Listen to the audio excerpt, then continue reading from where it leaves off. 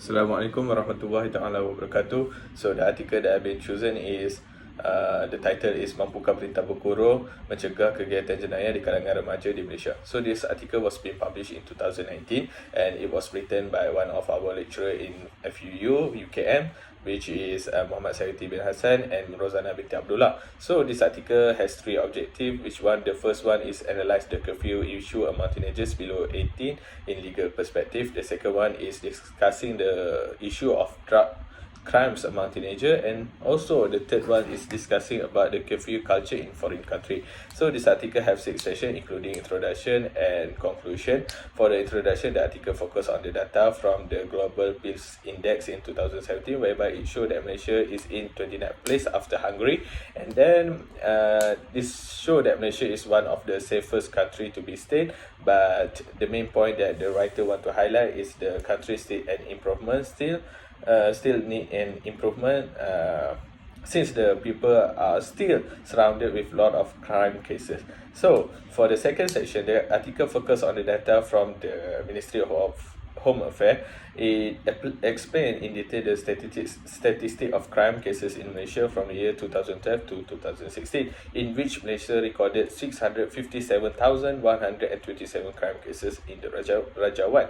For the Jadual 1, this article start to focus on the teenager, where the writer includes the data for the cases involving teenagers with drug crimes. It also stated that total cases from 2012 to 2016, around 30,844 cases have been recorded. Completing Jadual 1, this article also discussed in detail the factors that cause this teenager involved in drugs crime, which peer influence is the most common factor that caused this teenager to involve in drug crimes, which it records 17,990 cases in the year of 2016. Then moving to Jadual 3, also complement the study on drug use among teenagers by providing data on the age of teenager involved with drug crime, which is stated that around 1,595 cases involving the teenager from 16 to 19 years old only.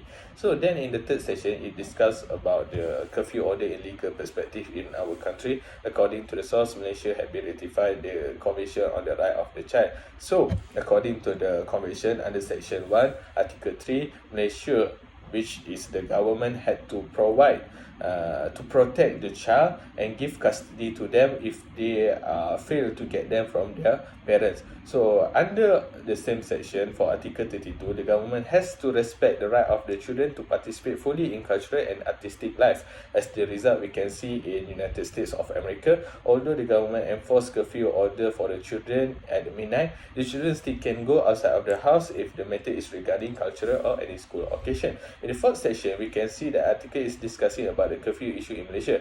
Most of our political figures have been voicing out, including Senator Asma Hussein in the House of Senate in 2018, our previous Prime Minister Datuk Sri Wan Aziza, Wan Ismail, but all of them comes to an end, including in the state level, whereby Datuk Sri Syahiran Kasim in Perlis and also Datuk Nur Jazlan in Johor had been voicing out for the government to implement curfew policy for the teenagers at midnight. So in the fifth section, this article discuss about the practice in foreign country, especially in the United States of America, Iceland and Canada. We can see this country has been applying a curfew order in their law. So most of the country, the teenagers who are below 18 are not allowed to go outside of the home after 12 midnight.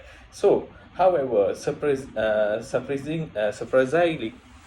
we can see that most of the statistics show that there is a declining of the percentage for the teenager who involved in the crime problem. So at the end of this article, we can see that the author hopes that the government can analyze and improve the curfew policy that has been practiced by many countries on teenagers, so that it can be practiced in this country in accordance with local customs and culture. So that's what I think. Thank you.